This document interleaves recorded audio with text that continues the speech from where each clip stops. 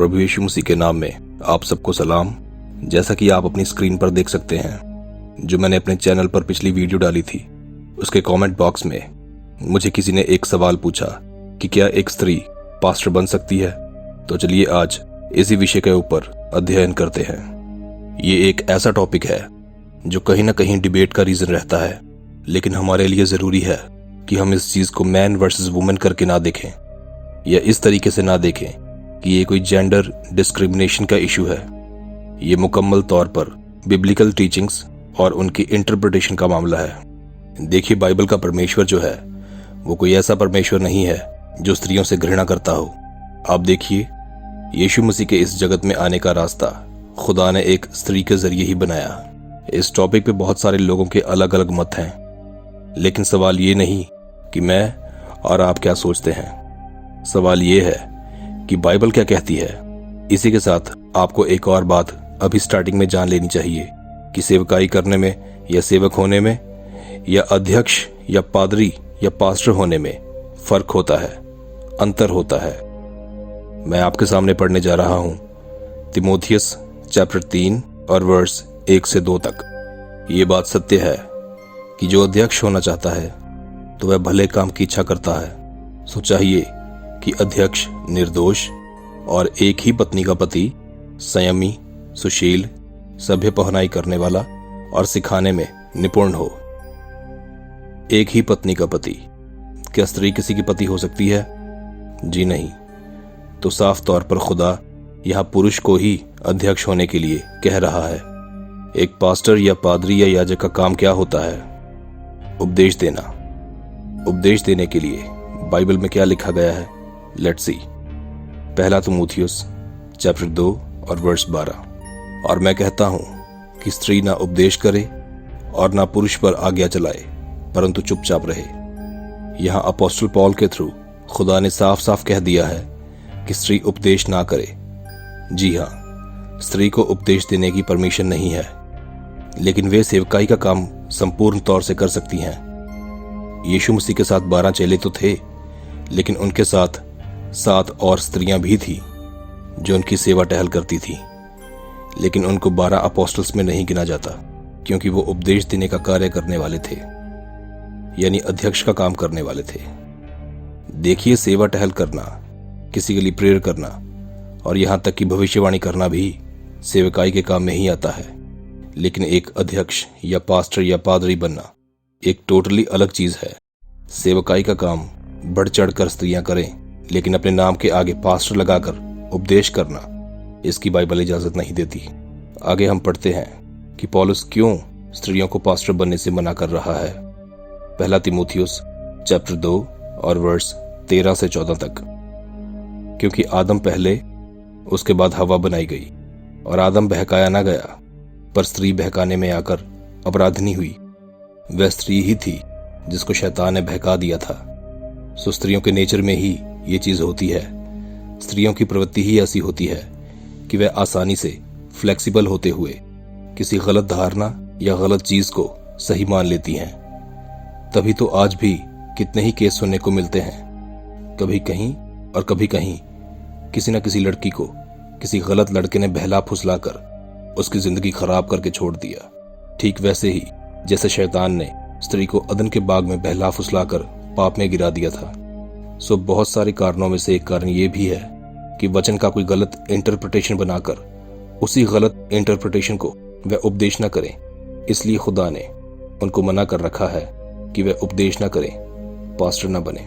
प्रचार करना या सेवकाई करना भी खुदा की नजर में एक बहुत बड़ा काम है। आप देखिए, यीशु मसीह के जी उठने का पहला प्रचार जो है वो स्त्रियों ने ही किया था, जब वह सुबह सुबह यीशु की कब्र पर गई थी।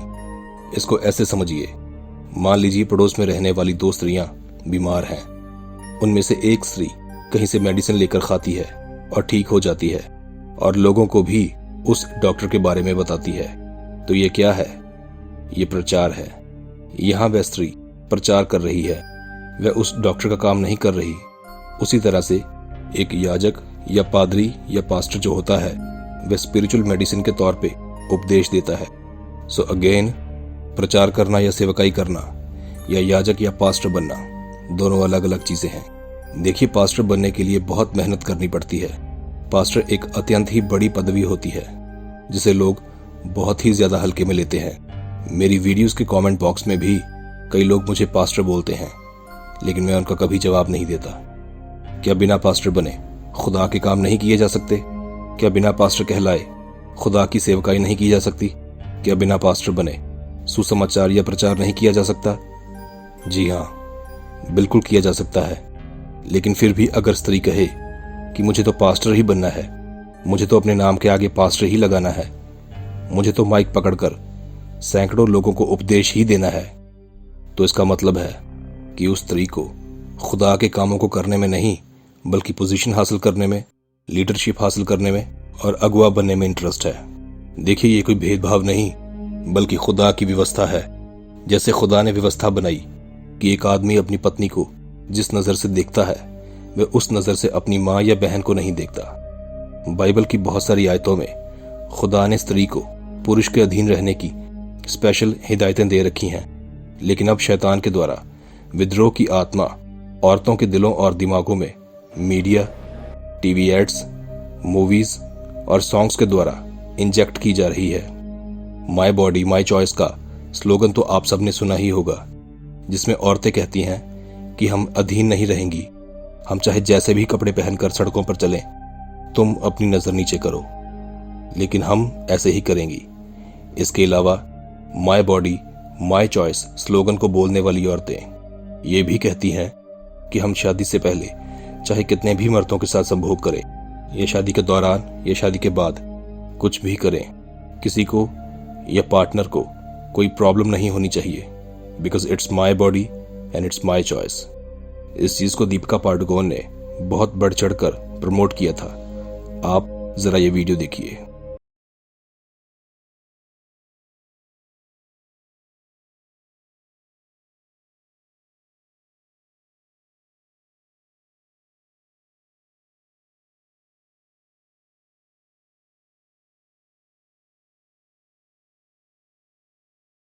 ये सब क्या है?